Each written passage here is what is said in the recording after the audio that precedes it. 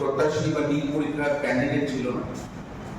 লড়াইটা করছে জনসাধারণের জন্য, লড়াইটা করছে যে এডুকেশন সিস্টেমটা আজকে প্রায় পুলিশরা প্রায় জলের পায়ের নিচের তলানিতে, সেই সিস্টেমটাকে রিভাইভ করার জন্য একটা প্রচেষ্টা, যে প্রচেষ্টা এই দেশে শত শত ছাত্র ছাত্রী যুবক যুবতীরা আজকে যন্ত্র মন্ত্রে এই আন্দোলন করছে। এবং আমরা দেখেছি যে এখন শহরে শহরে আন্দোলনটা শুরু হয়েছে, কিন্তু সেই যন্ত্র মন্ত্রে আমরা কি দেখলাম? সেই আন্দোলনকে রোখার জন্য ছাত্র ছাত্রীদের উপরে ইলেকট্রিক শক দেওয়া হলো। আমরা দেখেছি যে পুলিশের নেম প্লেট ছিল না, আমরা দেখেছি যে পুলিশের লাঠির পেছনে পেরেক লাগানো, আমরা দেখেছি কিভাবে পেলেটস মারা হয়েছে। এইভাবে ছাত্র ছাত্রীদের উপরে নৃশংসভাবে যে আক্রমণ, সেই আক্রমণ কিসের জন্য? ভেবেছিল এসব করে ভারতীয় জনতা পার্টি তাদের যে ডমিনেন্স পলিটিক্স করে, সেই ডমিনেন্স পলিটিক্সটাকে আবারও সেই জায়গায় দাঁড় করিয়ে রাখবেন, কিন্তু পারেননি। ব্যর্থ ব্যর্থ এই ভারতীয় জনতা পার্টির সরকার। তাই রাত 12টার সময় স্ক্রিপ্ট দেখে দেখে লাইভে আসতে হয় এই দেশের প্রধানমন্ত্রী। আজকে ছাত্ররা দেখিয়ে দিয়েছে, আজকে যুবকরা দেখিয়ে দিয়েছে যে কোন অবিচারের জন্য যদি লড়াই করতে হয়, সেই লড়াইয়ের যুবকরা একসঙ্গে আজকে না আছে হিন্দু, না আছে মুসলিম, না আছে বুদ্ধ, না আছে শিখ। আজকে সেই যন্ত্র আমরা দেখেছি একজন মুসলমান রোজ খাবার দিচ্ছে, আমরা দেখেছি শিখ কমিউনিটি থেকে গুরুদ্বারা থেকে খাবার আসছে। এটাই আসল ভারত। এই ভারতই জওহরলাল নেহরু কথা বলতো, এই ভারতের কথায়, এই ভারতকেই বলেছিল আমাদের কংগ্রেসের নেতানেত্রীরা। কিন্তু আজকে ধর্মের নামে, জাতের নামে এই যন্ত্র মন্ত্রের ভেতরে থাকা এই আন্দোলনকারীদেরকেও ভাগ করার চেষ্টা হয়েছিল, কিন্তু ব্যর্থ ভারতীয় জনতা পার্টি। এবং আমরা এই যে ছাত্র ছাত্রীদের উপরে এইভাবে নৃশংসভাবে মারা হয়েছে তার তীব্র প্রতিবাদ জানাই। এবং ত্রিপুরা প্রদেশ যুব কংগ্রেসের এক বিশাল দল ত্রিপুরা সর্বভারতীয় যুব কংগ্রেসের ডাকে দিল্লি যন্ত্র মন্ত্রে কাজে পৌঁছাচ্ছে। এবং পুরো রাজ্য থেকে, পুরো দেশের থেকে যুব কংগ্রেসের সৈনিকরা আন্দোলনে নামছে। আমি একটা যুগ বলতে চাই, এবং আমরা এটাও বলতে চাই যে আন্দোলনের 7 দিতে না পারলে এই আন্দোলনের ব্যাপারে কোন উৎসাহ পাবেন না। এবং আমি সকল ছাত্র ছাত্রীদেরকে আবার আহ্বান করছি, এই লড়াই আমাদের যুবকদের জন্য, এই লড়াই ছাত্র ছাত্রীদের জন্য, আগামী প্রজন্মের জন্য, যে প্রজন্মকে নষ্ট করে দেওয়ার নীল নকশায় ভারতীয় জনতা পার্টি গেছে। এই বলে আমি আমার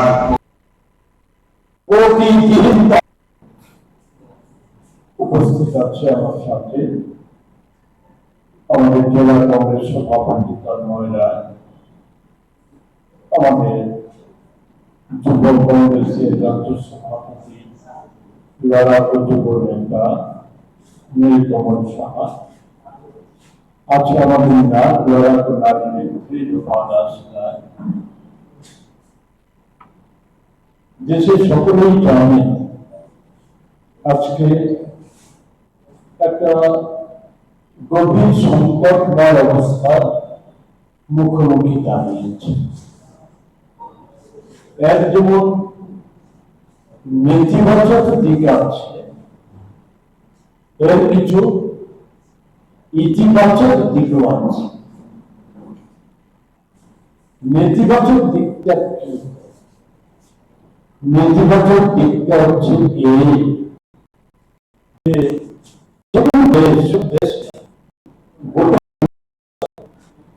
যে সবচাইতে গুরুত্বপূর্ণ যে অংশটা, মানুষের যে অংশটা, সেটা হচ্ছে তরুণ ছাত্র যুব সমাজ। এদের হাতে শুধু তাদের নিজেদের ভবিষ্যৎ না, তাদের ভবিষ্যৎ প্রজন্ম সুরক্ষার দায়িত্ব না, তাদের পিতা মাতা আত্মীয় পরিজন তাদেরকে দেখভালের দায়িত্বই না। এদের হাতে সবচাইতে বড় দায়িত্ব যেটা, সেটা হচ্ছে আমাদের দেশ নির্মাণ, আমাদের দেশের বিজ্ঞান, কারিগরি,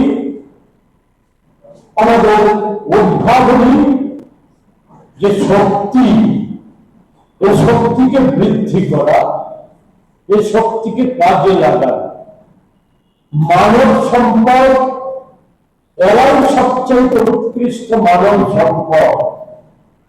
এদেরকে যেই দেশ যথা উপযুক্ত ভাবে ব্যবহার করতে পেরেছে, পৃথিবীতে সেই দেশে আজ অগ্রসরমান দেশ হিসাবে প্রতিনিধিত্ব হচ্ছে। দুর্ভাগ্য আমাদের, আজকে আমাদের দেশে এমন একটা সরকার তৈরি হয়েছে, যে সরকারটা কে যারা পরিচালিত করছে এরা সহ সরকারের সমস্ত দিক থেকে যারা অত্যাধিক কর্তৃত্বে আছে, ওনারা এই শক্তিটাকে সফট পাওয়ার হিসাবে বেছে নিয়েছে। দুর্বল অংশ সমাজের দুর্বল, একে গুড়িয়ে দাও, মারিয়ে দাও, পিষে দাও, বিপদগামী করে দাও, তাহলে তারা টিকে থাকবে, দীর্ঘদিন টিকে থাকতে পারবে। এরা এদের কর্মসূচি, এদের লক্ষ্য এরা পূরণ করতে পারবে। এর পরিকল্পনার অংশ হচ্ছে এই সর্বশেষ নীতি হলো, আর এই সমস্ত প্রশ্নপত্র লিখি হলো সর্বশেষ করে। এসব লিখে মোদি জমানায় কিছু আশা করা যায় না। আপনারা জানেন কিনা জানি না, মোদির এক্সপেরিমেন্ট যে সমস্ত রাজ্যগুলিতে চলছে তার মধ্যে অন্যতম হচ্ছে উত্তরাখণ্ড। এই উত্তরাখণ্ডে এই গত 3 দিন আগে গোটা দেশ যখন তার ন্যায় বিচারের জন্য লক্ষ লক্ষ ছাত্র ছাত্রী প্রত্যক্ষ ভাবে গুলি খেতে পারে, রক্ত ঝরতে পারে, প্রাণ যেতে পারে, এ জেনেও ওই বুদ্ধির চর্চায় করানোর জন্য শত বাধা বিপত্তি উপেক্ষা করে তার বিরুদ্ধে জোর হচ্ছে। সেই সময় লাশ লজ্জাহীন উত্তরাখণ্ডের সরকারের মদতে বিটেক পরীক্ষা, উত্তরপ্রদেশের ইউনিভার্সিটির বিটেক পরীক্ষা দুটো প্রশ্নপত্র লিক হয়ে গেছে। এ কারণে দুটো বিটেক পরীক্ষা বাতিল করতে হয়েছে। কংগ্রেসের অভিযোগটা, চক্রবর্তীর অভিযোগটা খোঁজ নিয়ে দেখুন, উত্তরাখণ্ডের ইউনিভার্সিটি পরীক্ষা বাতিল করতে হয়েছে। এ কেমন সরকার, এ কেমন সরকার আমাদের রাজ্যে? আমাদের রাজ্যে মাননীয় অধ্যাপক ডাক্তার মুখ্যমন্ত্রী, আমি ওনার সম্পর্কে বিষয়টা বেশি বলবো না আজকে, শুধু বলবো যে এই যে হুঙ্কার, বড় বড় কথা, এ কিছুদিন আগেও বললো যে এর পেছনে বিদেশি শক্তি আছে, এর পেছনে এরা অযথা অনাহুত সমস্ত আন্দোলন করছে। এটা কোনো ইস্যু না, ইস্যু তৈরি করছে কংগ্রেস, বিরোধী দলগুলো ইস্যু তৈরি করছে, ইস্যু তৈরি করছে। উনি আবার গতকালকে মোদীজি ভারতবাসীকে বিভ্রান্ত করতে, আন্দোলনকারীদের বিপদগামী করতে প্রলোভিত করে ফার্স্ট আদালতের যে গল্প শুনিয়েছে, আর ঠিক রাত্রিতে 12টার পরে মোদীজির মনে হয়েছে দেশবাসীর উদ্দেশ্যে, আমাদের এই আন্দোলনকারীদের উদ্দেশ্যে কিছু কথা বলার জন্য আমি সে প্রসঙ্গে যাওয়ার আগে যেটা বলেছিলাম এটা শেষ করিনি।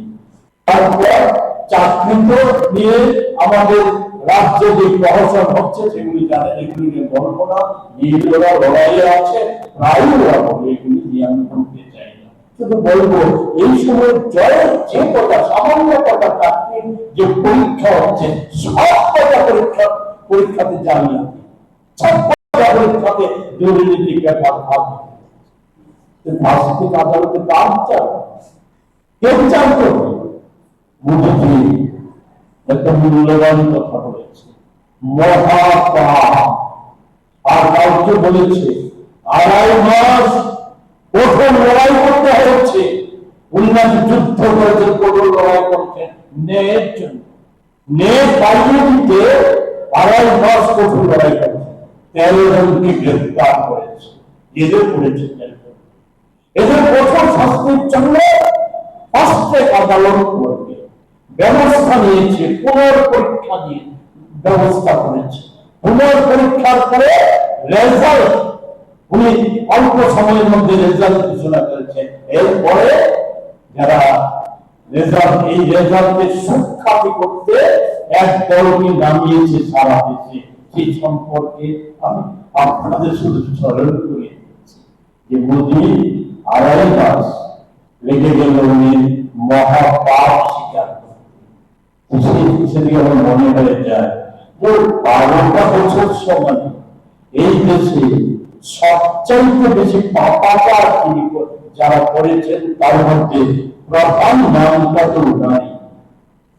পাপাচার, অনাচার যা কিছু হয়েছে, প্রতারণা, জালিয়াতি, তাই স্বীকার করার কোন সুযোগ আছে?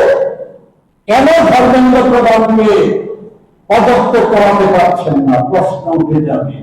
আপনি বাচ্চাদের সবকিছু হোটাল করছেন আপনি, নতুবা এই জিনিস হয় কি করে? এটা কি লিগ কি এই মাসের 3 তারিখে লিগ হওয়া, এটাই কি প্রথম ঘটনা?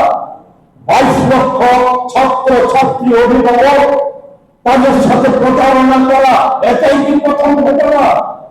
একে কেন্দ্র করে ছেলে মেয়েরা আত্মহত্যা করেছে হতাশা থেকে, এটা প্রথম ঘটনা? 10 বছরে সকলেরই জানার কথা।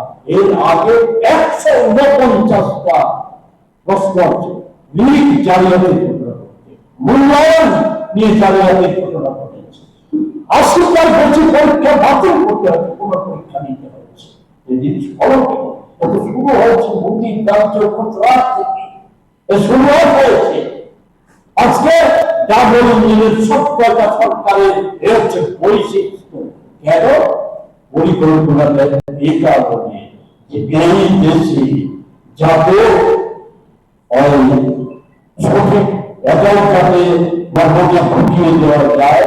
মোদীজি সভা বলে যখন তথাকথিত বিজ্ঞানী চিকিৎসকদের সভায় যখন বলে ভগবান গণেশের মাথা প্লাস্টিক সার্জারি করে বসানো হয়েছে, নর্দমার জল থেকে গ্যাস তৈরি হবে, এ থেকে বিদ্যুৎ উৎপাদিত হবে, আমাদের দেশে ধনে ধান্যে পুষ্ট ভরা দেশে পরিণত হবে। তখন যারা হাত তালি দেয় এমন তাবেদার চায়, যারা চোখে চোখ রেখে কথা বলতে পারবে এমন তা চায় না। তাই ডিলেকশন চায় না, চায় না পুলিশই কেউ চায় না, চায় না গা ভাইয়ের মতো বিচারপতিকে চায় না, চায় গণেশ কুমার। যারা ভোট চুরি করে একটা দলকে নূতন নূতন পদ্ধতিতে ভোট চুরি করার মধ্য দিয়ে একটা দলকে শাসন ক্ষমতায় রেখে দিতে পারে, এমন প্রতিভা চায় তারা। ওই প্রতিভা যোগ্যতা যাচাই হচ্ছে অর্থের বিনিময়ে। তাই তো আমাদের চিকিৎসক অধ্যাপক ডাক্তার মুখ্যমন্ত্রী যে বিশ্বমানের হাসপাতাল, এই হাসপাতালে একটা পড়ুয়া ছাত্রী, কলেজ পড়ুয়া ছাত্রী অ্যাক্সিডেন্ট হয়ে ট্রমা সেন্টারে গিয়েছিল, 400 পরিবারের মেয়ে। এই সম্প্রতি কিছুদিন আগে 34 দিন ট্রমা সেন্টারে তার আহত হওয়ার চিকিৎসা হয়েছে। 34 দিনের মাথায় 35 দিনে তার মৃত্যু হয়েছে। 34 দিনের মাথায় আমাদের বিশ্বমানের হাসপাতালে ওই 14 পাস করা ডাক্তাররা বা নানা কম্প্রোমাইজের এই যে সার্টিফিকেট হোল্ডার ডাক্তাররা তারা আবিষ্কার করলেন বিশ্বমানের হাসপাতালে ডাক্তার আবিষ্কার করলেন মেয়েটা ক্যান্সারে আক্রান্ত। কোথায় আছি, কোথায় নিয়ে যেতে চাইছে? একটা সময় আমাদের দেশের বিদেশ থেকে আমাদের শিক্ষা ব্যবস্থা এতটাই উন্নত ছিল, বিদেশ থেকে হাজার হাজার লাখ লাখ ছেলে মেয়ে এদেশে আত্মডিগ্রি নিতে আজকে পালাতে চাইছে, এদেশ থেকে পালাচ্ছে শিক্ষা নেওয়ার জন্য আমেরিকা, চীনের মতো দেশে ছোট ছোট দেশে ভিড় করছে শিক্ষার জন্য। কেন? শিক্ষা বিক্রি হয়ে যাচ্ছে, বাণিজ্য হচ্ছে সবচাইতে বড় কথা। এখানে অটল বিহারী বাজপেয়ী, উনি হয়তো আজকে 12 বছর আগে যাচ্ছে, 8 বছরে এই মোদী জমানা, আমাদের রাজ্যে ট্রিপল ইঞ্জিনের জমানা বা দেশে ডাবল ইঞ্জিনের জমানা অনুভব করতে পেরে উনি দুটি মূল্যবান কথা বলেছেন। বিভিন্ন অনেক কিছু সমর্থন দিল। একটা ছিল মোদীকে গুজরাট বাংলার পর বলেছিল রাজ ধর্ম পালন করুন, এটা আমরা কোন প্রতিফলন দেখি। আরেকটা কথা উনি বলেছিলেন মূল্যবান কথা, গৃহস্থের বাড়ির কুকুর যদি চুরি করতে দেখে ঘেউ ঘেউ করে চিৎকার না করে, তাহলে বুঝতে হবে চুপটা বা চোরগুলি কুকুরের খুবই পরিচিত। এটা বোধহয় এই সময়টাকে দেখে বলেছিল। এই হচ্ছে আমাদের দেশের বর্তমান অবস্থা, আমাদের রাজ্যের অবস্থা। তবে একটা কথা নিশ্চিত ভাবে বলে দিতে চাই, ওই যে দুটো সনাতন ধর্ম আর ভগবান শ্রীকৃষ্ণের কথা দিয়ে যেটা বলার চেষ্টা করেছিলাম, আমরা কংগ্রেস দল এই সময় জানি সমাজ বিজ্ঞানের একটা কথা আছে যে প্রগতির শক্তি যখন বাড়ে, প্রতিক্রিয়া শক্তি তার সাথে পাল্লা দিয়ে বাড়বে। এই আন্দোলনকে বিপদগামী করার জন্য মোদী, শাহরা, বিজেপি সচেষ্ট নানাভাবে এখানে এজেন্ট ঢুকিয়ে রাজ্যে রাজ্যে দুর্বল করার জন্য যে বাজে শিক্ষাতে এত এত বাজে, আমাদের রাহুল গান্ধী একটা হিসাব বের করে দিয়েছে, এটা চ্যালেঞ্জ করার শক্তি বুদ্ধির হয়নি বা তার দাবিদারদের হয়নি। 1.4 লক্ষ কোটি টাকা আমাদের শিক্ষা বাজেটে বরাদ্দ। আর এই যে শুধু গত যে নিট গেল, যে 5 লক্ষ ছাত্র ছাত্রী প্রিপারেশন নিয়েছিল, তাদের পরিবারের খরচ হয়েছে 1.34 লক্ষ কোটি টাকা। এই হচ্ছে আমাদের হার। আর মোদীজি করা ব্যবস্থা নিয়েছে, এই ব্যবস্থা বিফলটি 2 লক্ষের বেশি ছাত্র ছাত্রী পরীক্ষায় বসে নিট পরীক্ষায় বসে। এই নিট পরীক্ষার রেজাল্ট নিয়ে গর্ব করছে। সেকেন্ড যে হয়েছে কি, একজন নাম পাচ্ছে, সময় নেবটা বলে দিয়ে দেবো আপনাদেরকে, নামটা মনে করতে পারছি না, ওকে দিয়ে ধর্মেন্দ্র সম্বর্ধনা দিয়েছে, তাকে দিয়ে বলিয়েছে কি যে আমি এই সমস্ত আন্দোলন অযৌক্তিক মনে করি আমি এগুলিতে অংশগ্রহণ করিনি, আমি পড়াশোনায় মনোযোগ দিয়ে আমি এই রেজাল্ট করেছি। দ্বিতীয় যে হয়েছে তাদের ঘোষণা অনুযায়ী, তো প্রথম যে হয়েছে তাকে দেখাচ্ছে না কেন? প্রথম যে হয়েছে সে বলেছে এই যে আন্দোলন করছে এটা ওদের অধিকার, নিট পরীক্ষায় জালিয়াতি হয়েছে এটা নিশ্চিত, এটা বন্ধ হওয়া উচিত। এই বন্ধ করতে গেলে তো সিস্টেমটা পাল্টাতে হবে। এই কথা না এর সম্বর্ধনা পায়, এই কথা গদি মিডিয়া আর আইটি সেলের কাছে আশা করি না, কিন্তু এই কথা তো প্রচারটা হচ্ছে। আমি আপনাদের দৃষ্টি, আপনাদের কতটুকু ক্ষমতা আছে, আপনাদের উপর তো খর্ব জুড়ে আছে, যে কোনো সময় আপনাদের মুখ বন্ধ করে দিতে পারে, গলা কেটে নিতে পারে, কারাগারে নিক্ষেপ করে দিতে পারে, বলে আপনাদের তাই করছি না। আসল যারা মাথা, আসল যারা দেশের মিডিয়া, সরকারি প্রচার যন্ত্র, এই সমস্ত কিছু আলাদা করে লাগছে। কিন্তু এগুলি তো বললাম নেতিবাচক দিক। নেতিবাচক দিকটা কি?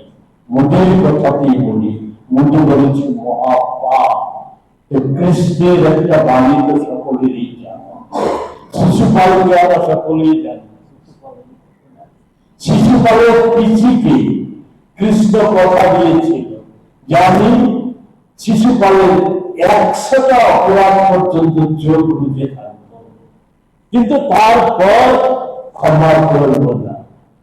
আমার মনে হয় যে এটা সাথে সাথে যে সনাতন ধর্মের কথা বলে এরা নিজেদেরকে গর্বিত মনে করে, সনাতন ধর্মের যে ঐতিহ্য, আত্মীয়তা, অপরকে আপন করে নেওয়া, উদারতা, এই সমস্ত কিছুর মধ্যে বিনিময় নেই, আলাদা কথা।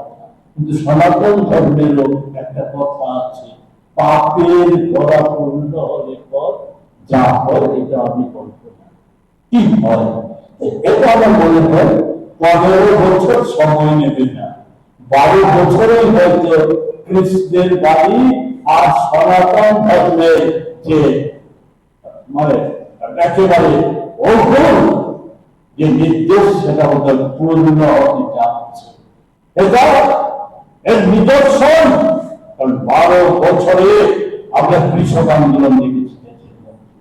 কৃষক আন্দোলনে 700 কৃষকের 600 বেশি কৃষকের প্রাণ তারা বিসর্জন দিয়েছিল, কিন্তু এটা কতটা আলোড়ন, ওটা দেশে যে আলোড়ন তৈরি করে সেটা হয়ে ওঠে। এবারকার এই যে ছাত্র যুব আন্দোলন তারা করছে অদ্ভুত সব কথাবার্তা, অপমান করছে, দেশবাসীকে অপমান করছে, কোটি কোটি ছেলে মেয়েদের অপমান করছে। আপনাদেরকে বলতে পারবেন, খোঁজ নিয়ে দেখুন, ত্রিপুরা থেকে প্রতিদিন ছোট ছোট মেয়েরা, ছেলেরা যারা পড়াশোনা করছে টিফিনের টাকা বাঁচিয়ে, পকেট মানি বাঁচিয়ে, এরা ওই যারা টিউশনি করে টিউশনির টাকা বাঁচিয়ে তারা প্রতিদিন কত করে নিজেরা দিচ্ছে ওই আন্দোলন তহবিলে। আর সারা ভারতবর্ষ থেকে বিদেশ থেকে টাকা আন্দোলনের সমর্থনে টাকা পাঠানোটা কিছু অপরাধ? যদি কেউ পাঠাচ্ছে, খাদ্য পাঠাচ্ছে, আর বিভিন্ন জায়গা থেকে বলতে থেকে একজন এমন খাদ্য পাঠাচ্ছে, পরে আন্দোলনকারীদের থেকে রিকোয়েস্ট করছে হচ্ছে যে ম্যাডাম আপাতত স্থগিত করুন, স্তূপ হয়ে গেছে, খাবার নষ্ট হচ্ছে, নষ্ট হতে দেবেন না, অনেক দিন চলবে, আমরা দাবি না আদায় পর্যন্ত আমরা থাকবো এখানে, আমাদেরকে কামান মেরেও আমাদেরকে তাড়াতে পারবে না, তবে আপনি আপাতত স্থগিত করুন। আর কেউ কি বলছে, এখানেও কেউ কেউ বলছে, এদেরকে কি বলবো, বলার কিছু নেই। স্বয়ং মোদী, অমিত শাহ এরা বলছে বিদেশ থেকে টাকা আসছে, ষড়যন্ত্র করছে, একসময় কেউ বলছে পাকিস্তানের চর, রাহুল গান্ধীকে যা বলতো এই আন্দোলনকারীদের কথা বলা হচ্ছে, পাকিস্তানের চর হেন হেন এই সমস্ত কিছু বলা হচ্ছে। আমি তাদেরকে বিনীতভাবে আপনার মাধ্যমে এখানে যারা আছে তাদেরকে বলবো, এই যারা আমাদের বিশ্বগুরুর গুরু, যদি গুরু মানেন তার সমস্ত নির্দেশ যদি মাথা পেতে মেনে নেন, যে ট্রাম্প সাহিত্য বলেছে মনমোহন সিংয়ের সরকারকে উৎখাত করার জন্য যে দুর্নীতি বিরোধী আন্দোলন, সেই দুর্নীতি বিরোধী আন্দোলনে ভারতীয় কর্পোরেট জগৎ ফান্ডিং করেছিল, সবচাইতে বেশি ফান্ড করেছিল আমেরিকা, সিআইএ। ওই একটা তদন্ত হয়নি, একটা কোনো বিরোধিতা দেখিনি আমরা, ওগুলো ঠিক আছে।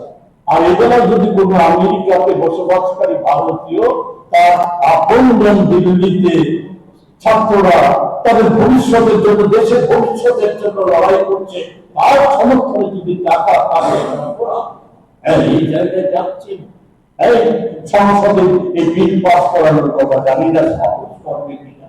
এই দেশে রেজিস্টার্ড যে সমস্ত সংস্থা হাসপাতাল চালায়, জনসেবামূলক কাজ করে, বিভিন্ন পৃথিবীর বিভিন্ন দেশ থেকে সরকারি ভাবে ট্যাক্স দিয়ে যে টাকা আছে তাদেরকে এই দেশে সেবামূলক কাজকর্ম করার জন্য, এগুলি বন্ধ করার জন্য। অথচ আমাদের কাছে তো তথ্য আছে, আমাদের কাছে তথ্য আছে, দেখবো আপনাদেরকে আরএসএস কি করে আনরেজিস্টার্ড সংগঠন টাকা হিসাব দিতে হয় না, তার বিভিন্ন শাখা সংগঠন 2,500 সংগঠন আছে সারা পৃথিবী জুড়ে, আমাদের দেশেও রাজ্য আছে আইটি ওর থেকে এই অর্থ আসে। আমাদের দেশের কর্পোরেট সংস্থা সবচাইতে যে লাভজনক সংস্থা ওএনজিসি 680 কোটি টাকা তাদের 20টা সংস্থাকে দিয়েছে এই সম্পদ। আজকে এই বিষয়গুলো আলোচনা করতে চাই না, যেটা বলছিলাম যে ফল চলে গেছে এই দেশ থেকে, মুদি ভয় মুদি ভীতি চলে গেছে। মানুষ টের পেয়েছে মুদির মার্গদর্শন আসলে কি। আমরা রাজ্যবাসী টের পাচ্ছি, আমরা রাজ্যবাসী টের পেয়েছি। আমাদের রাজ্যে এই যে ধ্যান করে অস্বাভাবিক মৃত্যুর মধ্য দিয়ে সর্বোচ্চ। আমি আমার কথা বাড়াবো না, শুধু গতকালও আমরা রাস্তায় ছিলাম, আমাদের মাননীয় মুখ্যমন্ত্রী একটা অতি মূল্যবান কথা বলেছেন কি, যে আমরা এই নেট এই সমস্ত জালিয়াতি দিয়ে সারা দেশের বিষয় দিয়ে ছাত্র কংগ্রেস, যুব কংগ্রেস, প্রদেশ কংগ্রেস যখন আন্দোলন করছে তখন তারা কংগ্রেস ভবন ঘেরাও আন্দোলন করবে। যাই হোক, গণতান্ত্রিক দেশে সবারই অধিকার আছে যে কোনো আন্দোলন করার। আমি সে নিয়ে বলছিলাম, কিন্তু মাননীয় মুখ্যমন্ত্রী একটা কথা বলেছেন, কংগ্রেস যে কায়দায় আন্দোলন করছে আমরাও সেই কায়দায় আন্দোলন করবো, যেভাবেই আন্দোলন করবো। আমি ওয়েলকাম করেছি কথা। হ্যাঁ, আমরা তো আন্দোলন করছি দেশ রক্ষার আন্দোলন, আমরা তো আন্দোলন করছি দেশের এই প্রজন্মকে সরাসরি একটা 7.5 কোটি তাই নয়, এই দেশের সম্পদ মনে রাখতে হবে 70% হচ্ছে 35 বছর বয়সের মধ্যে, 70%। ফলে এদেরকে রক্ষা করা, এদেরকে রক্ষা মানে দেশকে রক্ষা করা। দুর্নীতির বিরুদ্ধে, আমাদের রাজ্যের সমস্যাদের বিরুদ্ধে, আমাদের রাজ্যে দুর্নীতি যে প্রাতিষ্ঠানিক রূপ পেয়েছে এর বিরুদ্ধে আমরা আন্দোলন করছি। অনুরাগ ভেদ করে যে রহস্য মৃত্যু তার উন্মোচনে একটা প্রশ্ন এখান থেকে অনেক হয়েছে, কালকে মুখ্যমন্ত্রীর বাড়ির সামনে হয়েছে, আমাদের সভাপতি গতকালকেও বলেছেন, আমাদের সিডব্লিউসি সদস্য এবং বিধায়ক সুদীপ রায় বর্মন কালকেও বলেছেন। আমি এগুলির পুনরাবৃত্তি না করে শুধু দুটো প্রশ্ন আমি শুধু রাখতে চাই। এই যে আমি অন্তর্জাল যে বলে দেব আত্মহত্যা করেছে বা অন্যভাবে মৃত্যু হয়েছে, আমি সে অন্তর্জামী নই, আমি একটা বলতে চাই, সময় আসুক, তদন্ত রিপোর্ট বের হোক, কিন্তু কি বের হবে এটা অনুমান করা যাচ্ছে। এখন পর্যন্ত গতকালকে রাত্রে আমি জেনেছি দুটো, একটা কম্পিউটার আর ওনার মোবাইল ফোনটা, এই দুটো নাকি ফরেনসিকের হাতে গিয়েছে, তাদের লেবে গিয়েছে। আদৌ কতটা গিয়েছে না গিয়েছে এত দেরি কেন? সোমবার দিন প্রথম মৃতদেহটা, পুলিশের ভাষ্য অনুযায়ী মৃতদেহটা দরজা ভেঙেছিল 11টা, পুলিশের ভাষ্য। আমি আপনাদেরকে জিজ্ঞেস করি, আপনার পরিবারে যদি আপনার পিতা, আপনার মা বা আপনার স্ত্রী, আপনার মেয়ে বা বোন, ভাই কেউ আহত হয়, আপনি কি দাদু আসা পর্যন্ত অপেক্ষা করবেন, না হাসপাতালে বা প্রাথমিক যে স্বাস্থ্যকেন্দ্র আছে সেখানে নিয়ে যাবেন? তো দেখা যায়নি কেন? 12টা বাজলো, 11টা উদ্ধার হওয়া, 12টা বাজলো, কিসের অপেক্ষা? কেন চেষ্টা থাকবে না? যদি বাঁচানো যেত সে জিনিসটাকে অনুপস্থিত। এরপর আরো আশ্চর্য, 12টার সময় হাসপাতালে নিয়ে গেল, সবাই জেনে গেল যে উনি মৃত। তারপর সে মৃতদেহ, যে মৃত অফিসিয়ালি ডিক্লেয়ার হতে 40 মিনিট সময়। এই 40 মিনিট পর আমি ডাক্তার বাবুকে ব্যক্তিগতভাবে শত্রুতা করছিলাম, অপমান করছিলাম, টিভিতে দেখা গেল বিবরণ যখন দিচ্ছে, উনি আমার মতো আজকের মতো যে হাসি মুখ, অনেকটা সেই হাসি মুখে বিবরণটা দিচ্ছে, মৃত্যুর বিবরণ দিচ্ছে। 40টা মিনিট সময় লাগে।